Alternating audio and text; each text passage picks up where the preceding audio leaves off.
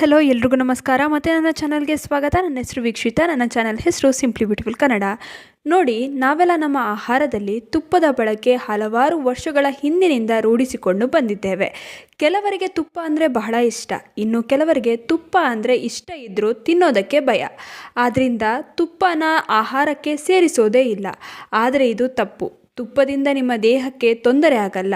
ಈ ತಪ್ಪು ಕಲ್ಪನೆಯನ್ನು ಬಿಟ್ಟು ಬಿಡಿ. ತುಪ್ಪದಿಂದ ಅನೇಕ ಲಾಭಗಳೇ ಇದೆ.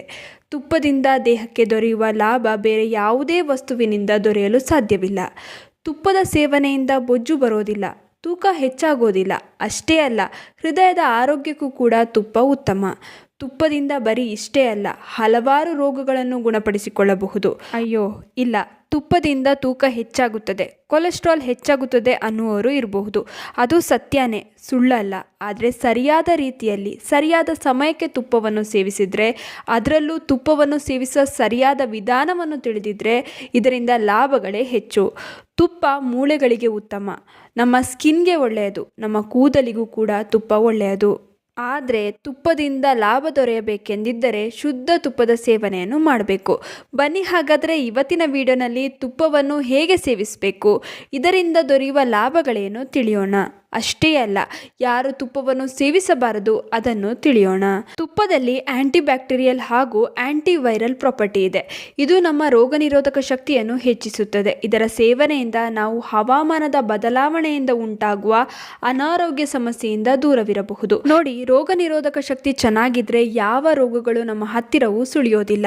ಇನ್ನು ಮಲಬದ್ಧತೆ, ಹೊಟ್ಟೆಗೆ ಸಂಬಂಧಿಸಿದ ಯಾವುದೇ ರೀತಿಯ ತೊಂದರೆಯನ್ನು ಅನುಭವಿಸುತ್ತಿದ್ದರೆ ನೀವು ಪ್ರತಿನಿತ್ಯ ತುಪ್ಪವನ್ನು ಸೇವಿಸುವುದು ಒಳ್ಳೆಯದು. ತುಪ್ಪದಿಂದ ಮಲಬದ್ಧತೆ ಸಮಸ್ಯೆ ಹಾಗೆ ಹೊಟ್ಟೆಗೆ ಸಂಬಂಧಿಸಿದ ಸಮಸ್ಯೆ ಬೇಗನೆ ನಿವಾರಣೆಯಾಗುತ್ತದೆ. ನಮ್ಮ ಮೂಳೆಗಳಿಗೆ ಉತ್ತಮ. ನಮ್ಮ ಮೂಳೆಗಳ ಮಧ್ಯೆ ಜಿಗುಟು ಪದಾರ್ಥವಿರುತ್ತದೆ. ಇದು ನಮ್ಮ ಮೂಳೆಗಳು ಸವೆಯದಂತೆ ಹಾಗೂ ನಮ್ಮ ಮೂಳೆಗಳ ಮೂವ್ಮೆಂಟ್ಗೆ ಇದು ಬಹಳ ಮುಖ್ಯ. ಇದನ್ನು ಆಡು ಭಾಷೆಯಲ್ಲಿ ಗ್ರೀಸ್ ಎಂದು ಕರೆಯುತ್ತಾರೆ. ಈ ಮೂಳೆಗಳ ನಡುವೆ ಇರುವ ಈ ಗ್ರೀಸ್ ಕಡಿಮೆಯಾದರೆ ಮೂಳೆಗಳಲ್ಲಿ ಕಟ್ ಕಟ್ ಶಬ್ದ ಬರುತ್ತದೆ, ನೋವು ಕಾಣಿಸಿಕೊಳ್ಳುತ್ತದೆ.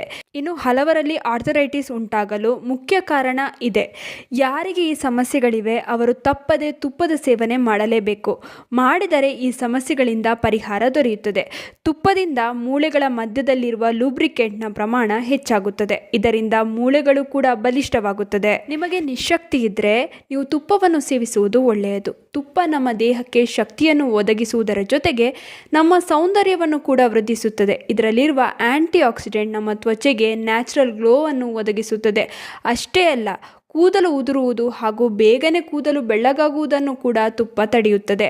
ಹಸುವಿನ ತುಪ್ಪ ಸೇವಿಸುವುದರಿಂದ ಟೈಪ್ 2 ಡಯಾಬಿಟಿಸ್ ಹಾಗೂ ಬೊಜ್ಜಿನ ಸಮಸ್ಯೆಯಿಂದ ದೂರ ಉಳಿಯಬಹುದು. ಕೆಲವರಿಗೆ ಅಂಗೈ ಮತ್ತು ಅಂಗಾಲು ಬಹಳ ಉರಿಯುತ್ತಿರುತ್ತದೆ. ಅಂಥವರು ಪಾದ ಹಾಗೂ ಅಂಗೈಗೆ ಹಸುವಿನ ತುಪ್ಪವನ್ನು ಸವರಿ ಮಾಲಿಶ್ ಮಾಡಿ, ಹಾಗೆ ಬಿಡಿ, ಬೆಳಗ್ಗೆ ತೊಳೆಯಿರಿ. ಈ ಸಮಸ್ಯೆಯಿಂದ ನಿಮಗೆ ಪರಿಹಾರ ದೊರೆಯುತ್ತದೆ. ಇನ್ನು ಇದರ ಸೇವನೆಯಿಂದ ಗ್ಯಾಸ್ಟ್ರಿಕ್ ಸಮಸ್ಯೆ ನಿವಾರಿಸಬಹುದು. ನಿಯಮಿತವಾಗಿ ಈ ತುಪ್ಪದ ಸೇವನೆ ಮಾಡಿದರೆ ದೇಹದ ತೂಕ ಕೂಡ ಕಡಿಮೆಯಾಗುತ್ತದೆ. ಹೃದಯದ ಆರೋಗ್ಯಕ್ಕೆ ಒಳ್ಳೆಯದು. ತುಪ್ಪದಲ್ಲಿ ಆಂಟಿ ಆಕ್ಸಿಡೆಂಟ್ ಹಾಗೂ ಕ್ಯಾನ್ಜುಗೇಟೆಡ್ ಲಿನಾಲಿಕ್ ಆಸಿಡ್ ಅಧಿಕವಾಗಿದ್ದು ಕೊಬ್ಬು ಕರಗಿಸುವ ಅಂಶಗಳಿಂದ ಹೇರಳವಾಗಿದೆ. ಇದು ನಿಮ್ಮ ಹೃದಯವನ್ನು ಆರೋಗ್ಯವಾಗಿರಿಸುತ್ತದೆ. ಹೀಗೆ ಹೇಳುತ್ತಾ ಹೋದರೆ ಪಟ್ಟಿ ಮುಗಿಯಲ್ಲ. ಆದರೂ ಕೂಡ ತುಪ್ಪ ಒಳ್ಳೆಯದಲ್ಲ ಅಂತಾರೆ. ಯಾಕೆಂದರೆ ದೊಡ್ಡ ದೊಡ್ಡ ವಿದೇಶಿ ರಿಫೈನ್ಡ್ ಆಯಿಲ್ ಬ್ರ್ಯಾಂಡ್ಗಳು ಇದನ್ನು ಜನರ ತಲೆಗೆ ಬಿತ್ತಿದ್ದಾರೆ. ಇವರು ಏನು ಮಾಡಿದ್ರು, ಇವರ ಎಣ್ಣೆಯ ಮೇಲೆ ಅಂದರೆ ಎಣ್ಣೆ ಪ್ಯಾಕೆಟ್ನ ಮೇಲೆ ಹಾರ್ಟ್ಗೆ ಒಳ್ಳೆಯದು ಎಂದು ಹೇಳಿ ನಮೂದಿಸಿ ಮಾರಾಟ ಮಾಡಿದ್ರು. ನಾವು ಅದನ್ನೇ ನಂಬಿ ತುಪ್ಪ ಕೆಟ್ಟದ್ದು ಎಂದು ಭಾವಿಸಿ ಈ ಎಣ್ಣೆಗಳನ್ನೇ ಬಳಸ್ತಾ ಇದ್ದೀವಿ. ಇದರ ಕಾರಣದಿಂದಲೇ ಇವಾಗಲೂ ಬಹಳಷ್ಟು ಜನರು ತುಪ್ಪದಿಂದ ಬೊಜ್ಜು ಬರುತ್ತೆ, ಕೊಲೆಸ್ಟ್ರಾಲ್ ಉಂಟಾಗುತ್ತೆ ಎಂದು ನಂಬುತ್ತಾರೆ. ಆದರೆ ಇದು ಪೂರ್ತಿ ಸತ್ಯವಲ್ಲ. ತುಪ್ಪ ಅನೇಕ ಪೋಷಕಾಂಶಗಳನ್ನು ಹೊಂದಿದೆ. ಅದರಲ್ಲೂ ಹಸುವಿನ ತುಪ್ಪ ಆರೋಗ್ಯಕ್ಕೆ ಬಹಳ ಒಳ್ಳೆಯದು. ಹಸುವಿನ ತುಪ್ಪ ದೇಹದಲ್ಲಿ ಕೊಲೆಸ್ಟ್ರಾಲ್ ಅನ್ನು ಹೆಚ್ಚಾಗಲು ಬಿಡೋದಿಲ್ಲ, ಬದಲಾಗಿ ಕಡಿಮೆ ಮಾಡುತ್ತದೆ.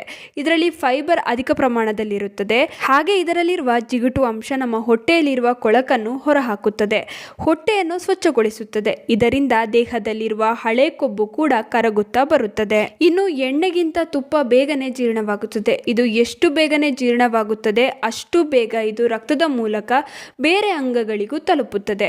ಇದರಿಂದ ನಮ್ಮ ಅಂಗಾಂಗಗಳಿಗೆ ಅಷ್ಟೇ ಅಲ್ಲ, ನಮ್ಮ ಕಣ್ಣಿನ ದೃಷ್ಟಿ ಹಾಗೂ ಮೆದುಳಿನ ಮೇಲೂ ಪ್ರಭಾವವನ್ನು ಬೀರುತ್ತದೆ.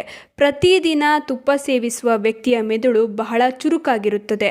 ಆದ್ದರಿಂದ ಓದುವ ಮಕ್ಕಳು ಇದರ ಸೇವನೆ ತಪ್ಪದೆ ಮಾಡಬೇಕು.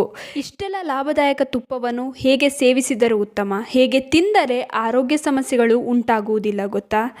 ಹಸುವಿನ ತುಪ್ಪವನ್ನೇ ಸೇವಿಸಿ, ಅದರಲ್ಲೂ ಶುದ್ಧ ತುಪ್ಪದ ಸೇವನೆ ಬಹಳ ಮುಖ್ಯ. ಇದರಿಂದ ಆರೋಗ್ಯ ತುಂಬಾನೇ ಚೆನ್ನಾಗಿರುತ್ತದೆ. ಒಬ್ಬ ಆರೋಗ್ಯವಂತ ವ್ಯಕ್ತಿ ದಿನದಲ್ಲಿ 3ರಿಂದ 4 ಚಮಚ ತುಪ್ಪವನ್ನು ಸೇವಿಸಬಹುದು. ಅದಕ್ಕಿಂತ ಹೆಚ್ಚು ಸೇವಿಸಬಾರದು. ಸೇವಿಸಿದ್ರೆ ಅನಾರೋಗ್ಯಕ್ಕೆ ಕಾರಣವಾಗುತ್ತದೆ. ತುಪ್ಪವನ್ನು ನೀವು ಸೇವಿಸುವ ಆಹಾರದ ಮೇಲೆ ಹಾಕಿ ತಿನ್ನಬಹುದು. ಒಂದೇ ಬಾರಿಗೆ 3ರಿಂದ 4 ಚಮಚ ತುಪ್ಪವನ್ನು ಹಾಕಿ ಸೇವಿಸಬೇಡಿ. ಇದು ಕೂಡ ಆರೋಗ್ಯಕ್ಕೆ ಒಳ್ಳೆಯದಲ್ಲ. ತುಪ್ಪವನ್ನು ರಾತ್ರಿ ಸಮಯದಲ್ಲಿ ಸೇವಿಸಬೇಡಿ. ಬೆಳಗಿನ ಸಮಯದಲ್ಲಿ ತುಪ್ಪವನ್ನು ಸೇವಿಸಿ. ಮಧ್ಯಾಹ್ನವೂ ಕೂಡ ತುಪ್ಪ ಸೇವಿಸಿದರೆ ಒಳ್ಳೆಯದು. ಈ ರೀತಿ ಮಾಡೋದ್ರಿಂದ ತುಪ್ಪ ಬೇಗನೆ ಜೀರ್ಣವಾಗುತ್ತದೆ. ರಾತ್ರಿ ಸಮಯದಲ್ಲಿ ಸೇವಿಸಿದರೆ ಇದು ಅನಾರೋಗ್ಯಕ್ಕೆ ಕಾರಣವಾಗುತ್ತದೆ. ನೋಡಿದ್ರಲ್ಲ, ಮಿತವಾಗಿ ತುಪ್ಪವನ್ನು ಸೇವಿಸಿದ್ರೆ ಇದರಿಂದ ಲಾಭಗಳೇ ಹೆಚ್ಚು. ತಪ್ಪದೆ ಪ್ರತಿದಿನ ನೀವು ತುಪ್ಪವನ್ನು ಸೇವಿಸಲು ಇವತ್ತಿನಿಂದಲೇ ಪ್ರಾರಂಭಿಸಿ. ನಿಮ್ಮ ಅನೇಕ ಅನಾರೋಗ್ಯ ಸಮಸ್ಯೆಗಳು ಇದರಿಂದ ಸರಿ ಹೋಗುತ್ತದೆ.